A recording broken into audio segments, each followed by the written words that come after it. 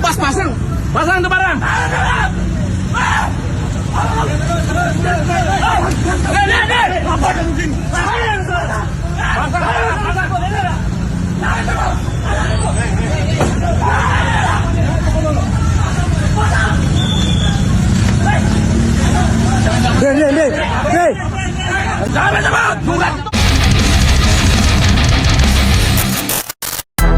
Gimana kabarnya hari ini cuy? Balik lagi bareng Mimin Motorens yang siap nemenin kalian dengan kumpulan kejadian menghebohkan yang terjadi akhir-akhir ini cuy. Hari ini Mimin udah siapin video-video tentang kelakuan orang-orang yang entah lupa aturan atau pura-pura nggak tahu, yang jelas meresahkan cuy. Oh ya, BTW pada nonton sambil ngapain nih ya? Coba absen di komen dan jangan lupa push like-nya dulu biar Miminnya makin semangat. Langsung aja kita ke video pertama. Let's go.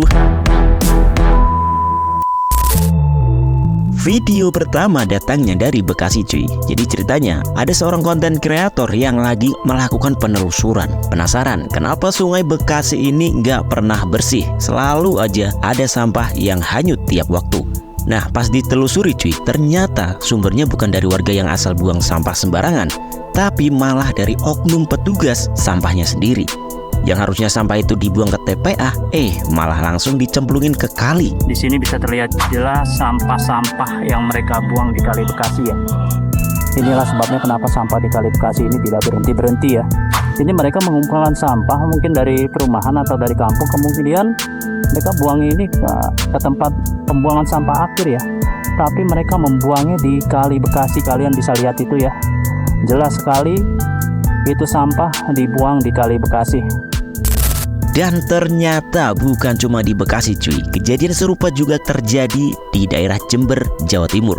Ada seorang pria yang kelihatannya sih petugas kebersihan ya, lagi nyapu jalanan, tapi habis dikumpulin sampahnya malah disalurin ke sungai. Padahal di seberang jalan udah berdiri gagah spanduk besar ngajak warga jaga kebersihan. Tapi ya spanduk segede itu endingnya cuma jadi pajangan cuy.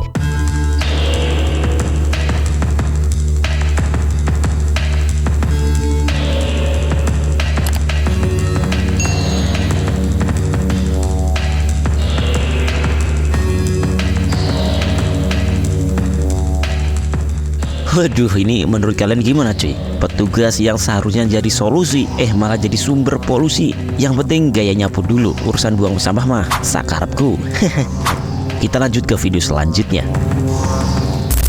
Berikutnya ini dari Makassar cuy. Jadi para sopir angkot alias PT-PT dipalak tiap hari 5.000 per unit, tanpa kwitansi, tanpa aturan yang jelas. Katanya sih ini atas persetujuan ketua Organda atau organisasi angkutan darat di daerah tersebut. Tapi sopir yang nolak bayar bakal diintimidasi sama preman satu ini cuy. Tidak bisa bertantang orang, tidak bisa berpungli, jangan dipungli. Saya tidak pungli. Persetujuan apa? Tidak ada. Kau ke polsek, kau ke polsek, kau ke polsek, Polda.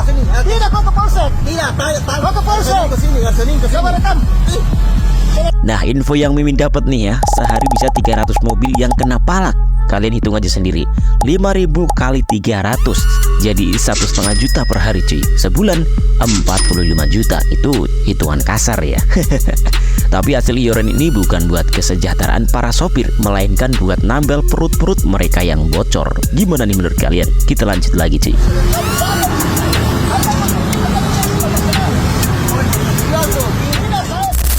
Baru-baru ini beredar sebuah video keributan antara anggota Ormas dengan Satpol PP. Insiden ini pecah gara-gara bendera milik Ormas tersebut yang sudah dipasang buat menyambut ulang tahun organisasinya dibongkar secara tiba-tiba sama Satpol PP. Padahal katanya udah minta izin ke Dinas Lingkungan Hidup. Tapi ya tak kenapa ya Satpol PP main copot aja. Anggota Ormas yang kecewa langsung meluapkan emosinya ke salah satu petugas cuy.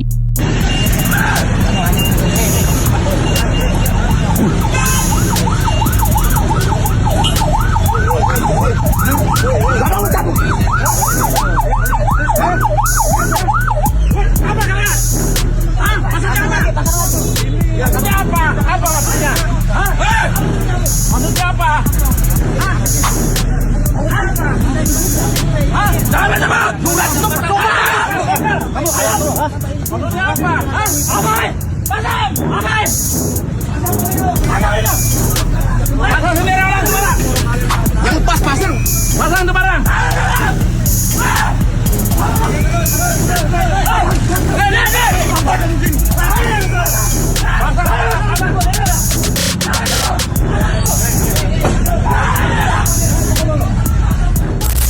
Kali ini giliran Ormas Grip Jaya yang bikin heboh cuy. Mereka nekat menyegel pabrik karet di daerah Barito Selatan. Kabarnya mereka ini dapat kuasa dari seorang petani karet bernama Soekarto yang berselisih dengan perusahaan dari beberapa tahun yang lalu cuy.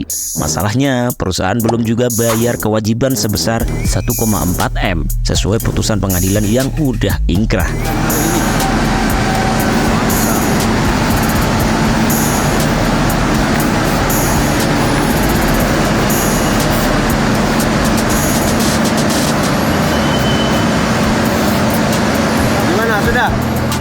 Ya sebenarnya sih ya dibentuknya sebuah organisasi itu baik tujuannya ya, ada niat bantu warga, tapi kadang SDM-nya aja yang belum siap cuy. Dikit-dikit emosi, salah dikit pabrik disegel lah, jadi malah kelihatannya kayak main hakim sendiri ya cuy. Padahal kalau caranya rapi nih ya dan prosedural bisa dapat simpati, bukan malah bikin kontroversi. Gimana nih pendapat kalian cuy?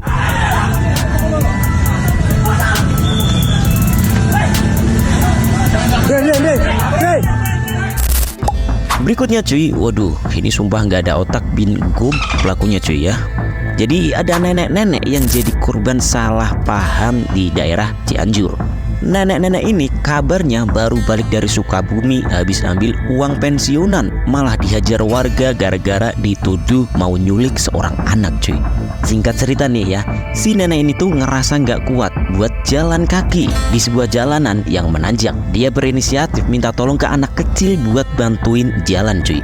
Anaknya bantuin, selesai terus pergi dengan cara berlari.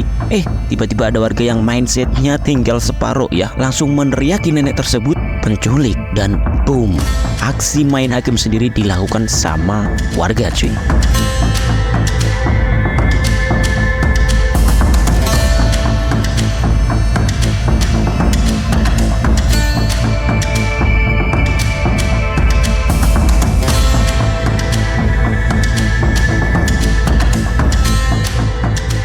Kalian bayangin aja cuy, nenek-nenek ya, bukan anggota ormas atau preman ya, tapi nenek-nenek yang minta tolong karena kelelahan. Gimana nih menurut kalian cuy, dengar berita ini? Ikutan emosi atau malah punya asumsi sendiri? Komen aja di bawah.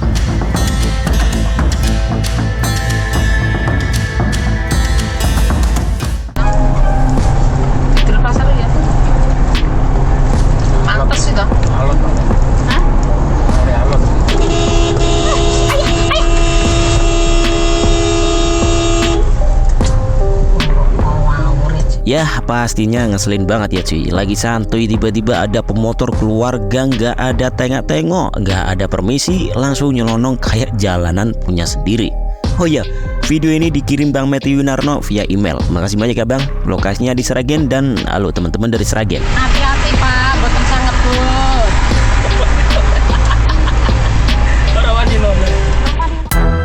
Ya segitu dulu cuy episode kali ini. Semoga bisa jadi pengingat bareng-bareng ya, bahwa arogansi di jalan tuh nggak keren sama sekali ya, malah bikin orang risih dan nggak nyaman ya.